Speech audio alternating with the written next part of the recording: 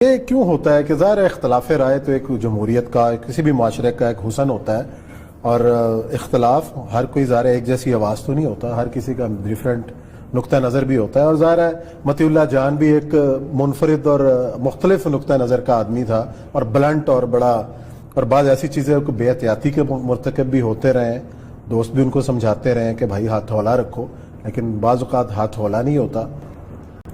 بہت سارے ایسے چینل ہوں گے جو خاص آدمی کو نہیں آنے دیں کہ نہیں ہم نہیں آنے دیتے۔ آپ تو خود فریڈم سیشن کو روکتے ہیں۔ نہیں، آپ اس کی مثال آپ بھی، میں خود ذاتی طور پر مثال ہوں، میں ذاتی طور پر مثال ہوں۔ آپ کا سچ نہیں سننا چاہتے، لیکن نہیں سننا چاہتے، مرضی ان کی نہیں سننا۔ میں نے کبھی اس پہ اعتراض بھی نہیں کیا، آپ کی پالیسی ہے۔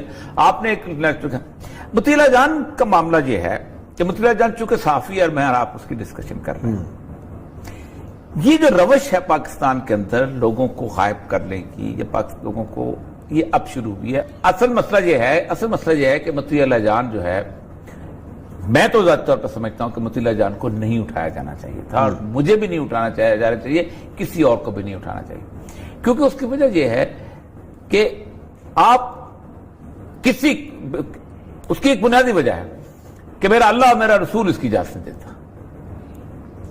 کوئی تصور ہی نہیں ہے مسنگ پرسنز کا، یا اس کو free trial and fair trial اسلام کا بنیادی حق۔ بالکل صحیح۔ سیدنا علی کا فقرہ میں آپ کو سناتا ہوں کہ اگر 100 گناہگار بھی چھوڑنے پڑ جائیں تو ایک بے گناہ کو سزا نہیں ہونی چاہیے۔ کتنا بڑا فقرہ ہے، میکسم آف لا ہے۔ اسی میکسم آف لا کے اوپر آپ کا پورا قانون کھڑا ہے۔ کوئی جیل نماز تو چیز ہے اسلام کے اندر، آؤ صبح آ کے عدالت میں پیش ہو، 2 دن بعد پیش ہو، کسی شہر کے اندر رہتے ہو، ہم تمہیں کہاں جائیں گے؟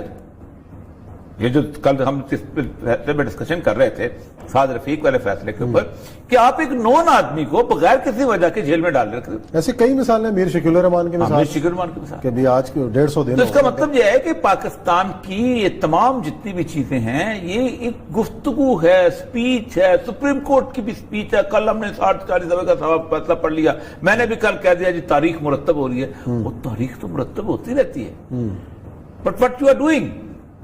اور سب سے بڑی بات یہ ہے کہ مطیع اللہ جان جب یہ لکھ رہا تھا، جو کچھ کر رہا تھا، بلاؤ اس کو ایف آئی اے، کہ تم ایک ایسے ادارے کے بارے میں نفرت پیدا کر رہے ہو جو ادارہ جو ہے جو بندوق لے کے کھڑا ہے اور 50 کروڑ لوگ ہی بات کر رہے ہیں، اس کے انٹرنل مسئلے اور ہو جو مرضی بھی آپ سنو، کون کس کے نہیں ہیں، تو آپ اس کو میں تو کہتا ہوں فیئر ٹرائل کرو۔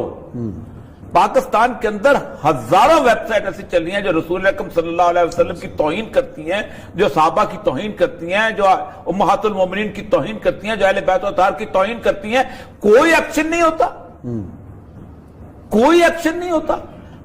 لاؤ کٹہرے میں کھڑا کرو، قانون موجود نہیں ہے۔ آپ کیا سمجھتے ہو کہ مجھے ایک بندہ ہرٹ کرتا ہے، میرے پاس پاکستان کا قانون موجود ہے، میں کہہ سکتا ہوں کہ مجھے اس بندے نے ہرٹ کیا ہے اور میں اس کو ڈیمیجز کلیم کرتا ہوں، اس کو لاؤ کھڑا کرو، شیر بنو۔ یہ جتنے لوگ جو بغیر کسی وجہ کے الزام لگاتے ہیں، یہ چوہے ہوا کرتے ہیں، اگر واقعی بغیر کسی وجہ کے الزام، اور اگر بغیر کسی وجہ تو وہ شیر اور آپ چوہے ہو جاتے ہیں۔ مطیع اللہ جان کی گرفتاری بنیادی طور پر میں اس کی حمایت کروں گا، اگرچہ کہ ابھی تو گرفتاری کا کچھ نہیں کہہ سکتا، ابھی تو اغوا ہے۔ مسئلہ سارا یہ نہیں ہے، مسئلہ یہ ہے کہ اگرچہ کہ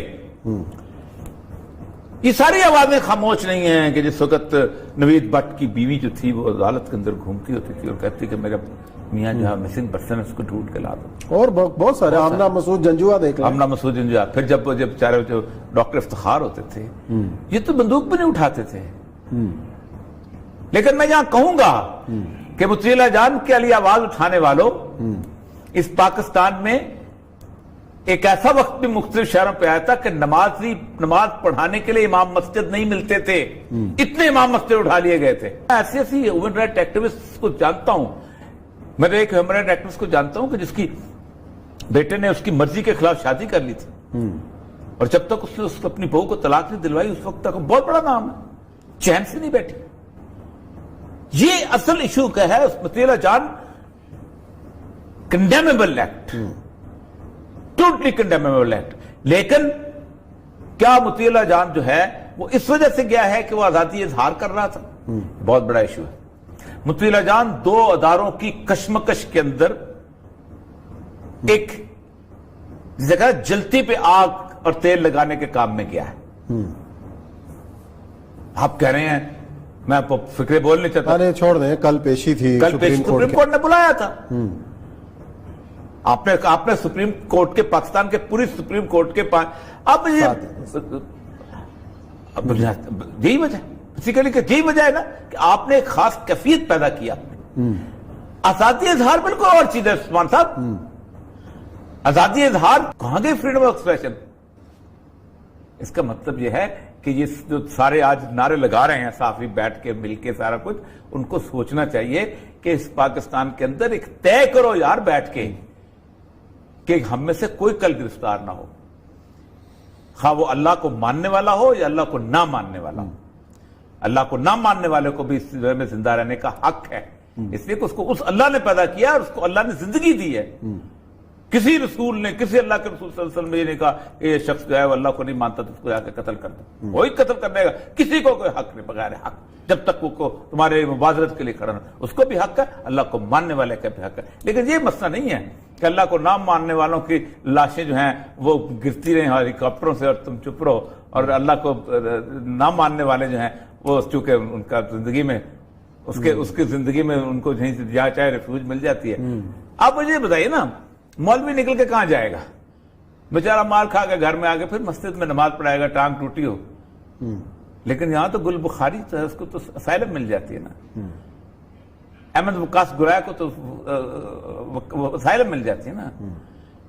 وہ تو فریڈم آف ایکسپریشن, تو دنیا میں فریڈم آف ایکسپریشن صرف مذہب کے خلاف استعمال ہوتی ہے, مذہب کے حق میں استعمال نہیں ہوتی.